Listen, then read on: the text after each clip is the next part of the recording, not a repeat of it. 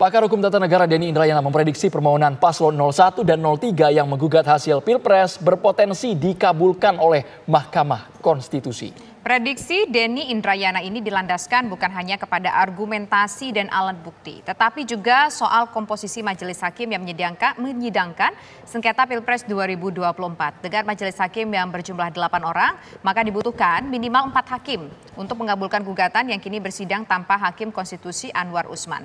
Sebuah analisa yang unik. Lalu seperti apa pemirsa kesiapan paslon 02 untuk meresponnya? Telah bergabung bersama kami saat ini yaitu ada pakar hukum tata negara, yaitu ada Bang Denny Indrayana, dan juga nanti akan bergabung bersama kami ada Wakil Ketua Hukum Prabowo Gibran, yaitu ada nanti bergabung Bang Otto Hasibuan. Pertama saya ingin ke Bang Denny Indrayana terlebih dahulu deh. Cuitannya cukup menarik atau kata-katanya di akun sosial X itu cukup menarik bahwa ini bisa jadi dimenangkan nih gugatan 01 dan 03 ngelihat dari komposisi hakimnya. Memangnya seperti apa sih komposisi hakimnya Bang Denny? Baik, terima kasih. Jadi kalau kita menganalisa suatu putusan dan memprediksi, salah satu cara atau metodenya adalah melihat kecenderungan hakim, posisinya seperti apa. Kalau dalam Pilpres biasanya hakim itu cenderung progresif, artinya tidak semata-mata menjadi kalkulator, maka dia menguntungkan 01 dan 03.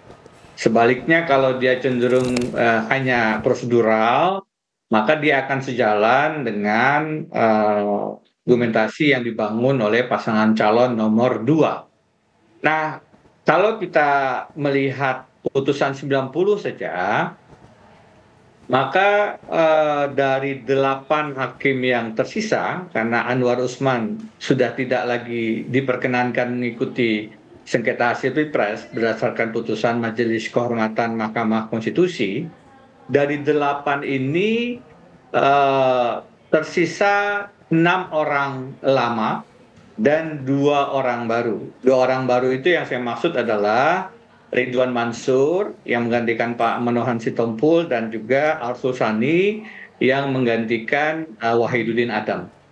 Dari sisa 6, itu sebenarnya 3 firm menolak putusan 90. 3 itu adalah Ketua Soehartoyo yang memberikan putusan NO, menolak legal standing Almas Sakbiru pada saat itu. Dan kita membaca dengan seksama dissenting opinion yang sangat lugas dari Saldi Isra dan Arif Hidayat. Jadi kalau kita lihat itu posisinya 3 menolak putusan 90. 3 yang lain yang clear putusannya sudah dari awal dan terus sampai ujung di semua yang terkait dengan persoalan umur itu adalah Guntur Hamzah.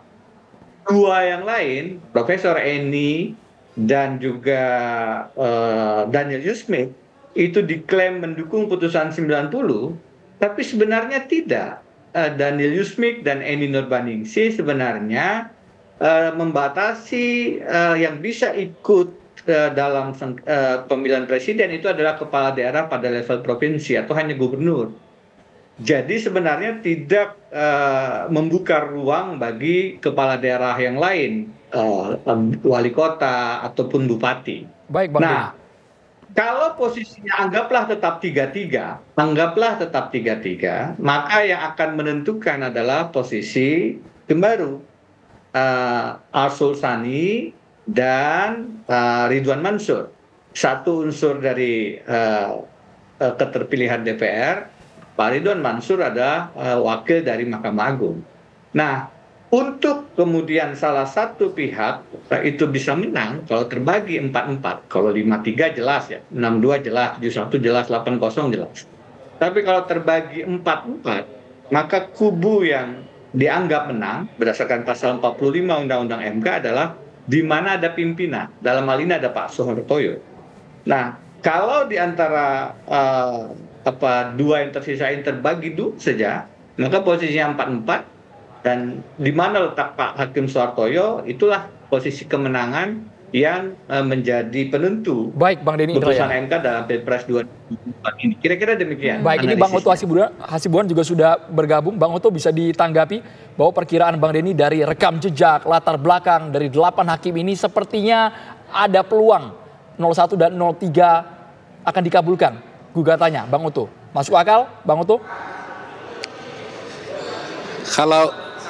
Kalau saya melihat ya setelah mempelajari permohonan dari 01 maupun 03 yang selalu saya katakan itu adalah salah kamar, saya yakini ini 8-0 nanti hakimnya, karena saya sih tidak pernah mikir siapa hakimnya, ya kan? Saya tidak pernah berpikir begitu. Saya anggap mereka itu semuanya adalah seorang hakim Mahkamah Konstitusi yang akan memutuskan secara adil.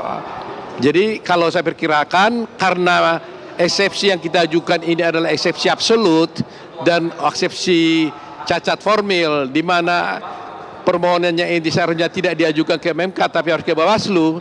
Saya yakin mungkin perkiraan saya sih itu 8-0 ya. Semuanya lah hakim-hakimnya 8 orangnya itu akan setuju bahwa ini tidak bisa masuk ranah DMK.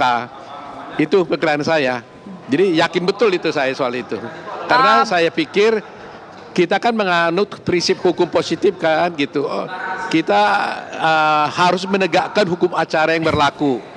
Jadi hukum acara itu sebagai pedoman untuk bisa menegakkan suatu keadilan. Gak mungkin suatu keadilan dapat dicapai dalam suatu perkara apabila hukum acaranya itu tidak ditaati.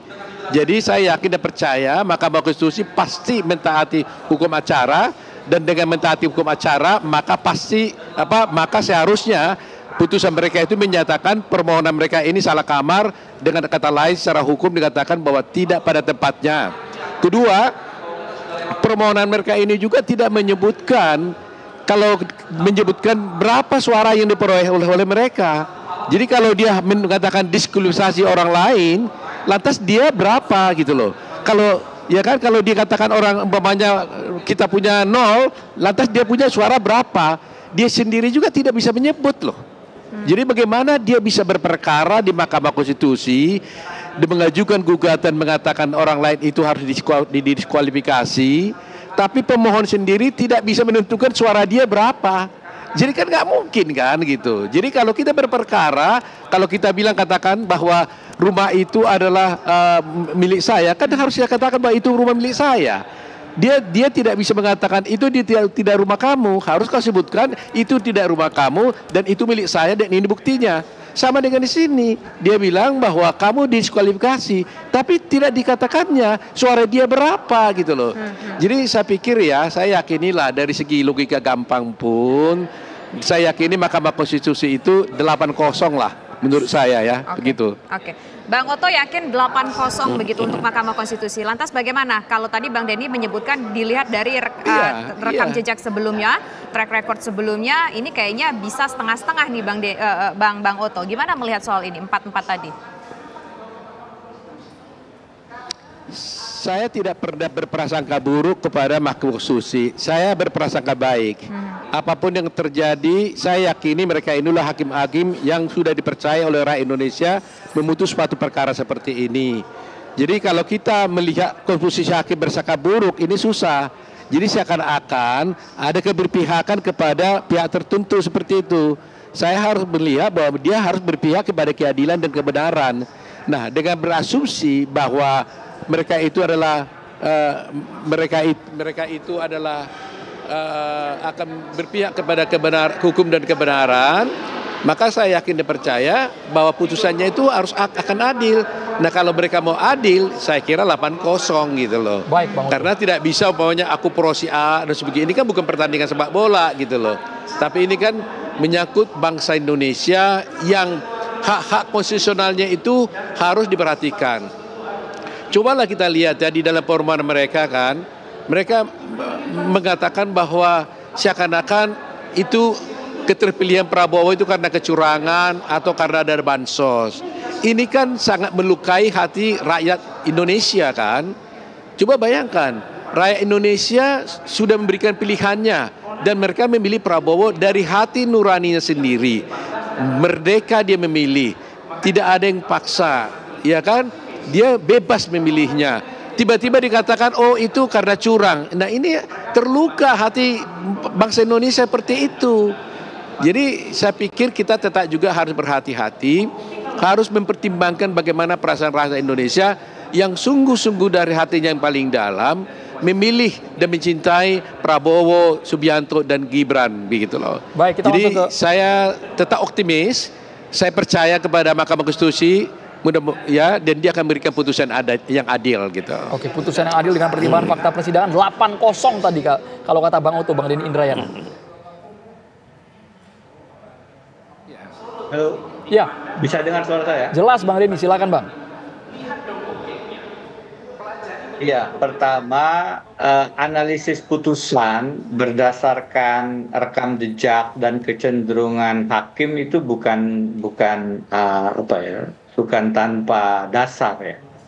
Sudah banyak buku jurnal ilmiah yang melihat bagaimana seorang hakim itu kalau kecenderungan misalnya di Amerika Serikat, kalau hakim dipilih oleh presiden dari Partai Demokrat, maka dia cenderung lebih progresif terhadap isu-isu yang sensitif, misalnya pernikahan sejenis, aborsi. Sebaliknya, kalau seorang hakim agung itu dinominasikan oleh presiden dari Partai Republik, maka dia akan cenderung lebih konservatif untuk melihat isu-isu sensitif semacam pernikahan sejenis dan aborsi itu. Sama dengan isu ini.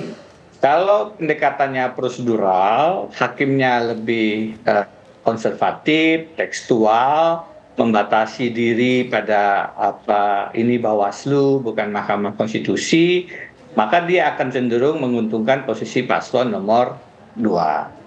Kalau hakimnya punya kecenderungan judicial activism, dia cenderung progresif, dia membuka diri bahwa dia bukan hanya mahkamah kalkulator, tapi betul-betul menjadi Mahkamah Konstitusi, maka posisi itu akan menguntungkan pasangan calon nomor 1 dan nomor 3. Nah, tinggal dilihat, misalnya ya, dalam hal presidential threshold, maka Hakim Konstitusi Saldi Isra dengan Hakim Konstitusi Soehartoyo termasuk memberikan dissenting opinion. Hal-hal semacam itu bisa dianalisis dengan mudah. Karena itu terbuka mana putusan-putusan yang menjadi ada political questionnya yang terkait erat dengan isu-isu politik, kita bisa lihat, kita bisa kemudian analisis, oh ini cenderung hakimnya tekstual, cenderung dia lebih taat kepada kepastian hukum.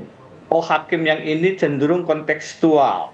Dia cenderung melihat adakah unsur-unsur kejujuran dan keadilan yang dilanggar dalam pemilu, meskipun ini adalah ranahnya Bawaslu.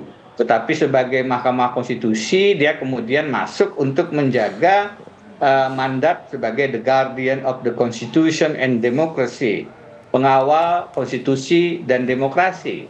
Jangan lupa Mahkamah Konstitusi itu lahir bukan hanya dari prinsip Hans Kelsen atau disebut dengan Kelsenian. Mahkamah Konstitusi itu sebenarnya judicial review-nya lahir dari prinsip perkara Marbury versus Madison yang sebenarnya tidak ada dalam konstitusi Amerika Serikat. Mahkamah Agung Amerika Serikat tidak punya kewenangan untuk menguji undang-undang, tapi lewat putusan Mahkamah Agungnya kemudian itu muncul dan konsepnya menjadi konsep judicial review. Konsep TSM yang sekarang masuk dalam undang-undang pemilu itu tidak ada dikenal sebelumnya. Sebelum kemudian diputuskan oleh Mahkamah Konstitusi di era Prof. Mahfud terkait dengan Pilkada Jawa Timur dan seterusnya. Jadi kalau kita melihat dan menganalisis kecenderungan putusan-putusan MK, lalu kemudian memprediksi arah putusan sengketa Pilpres, itu sangat bisa dan sangat mungkin. Nah, yang kemudian menjadi tambahannya adalah seberapa kemudian alat buktinya menguatkan argumentasi masing-masing pihak. Baik. Pasangan calon 1 dan 03, dan bagaimana pihak terkait atau KPU dan Bawaslu. Tentu saja itu juga menjadi penting. Yang lain yang menjadi faktor di kita yang seringkali mempengaruhi putusan adalah independensi hakim itu sendiri, karena perkara-perkara semacam ini kecenderungan adanya intervensi itu tidak kecil. maka menjadi penting untuk menjaga independensi hakim konstitusi, termasuk juga memberikan sistem pengamanan terhadap hakim konstitusi agar tidak mudah intervensi dan tetap bebas independen dalam mengambil keputusan. Bang Denny tadi menyebutkan soal alat buktinya, bagaimana pembuktiannya di persidangan. Nah, kemarin kita sudah menyimak ada pemaparan yang sudah disampaikan 01 dan 03 begitu. Apakah itu sudah bisa menjadi yang sangat kuat sekali untuk menggolkan 3 tuntutan poin-poin mereka? Nanti akan kita jawab usai jeda berikut, pemirsa, kami kembali sesaat lagi.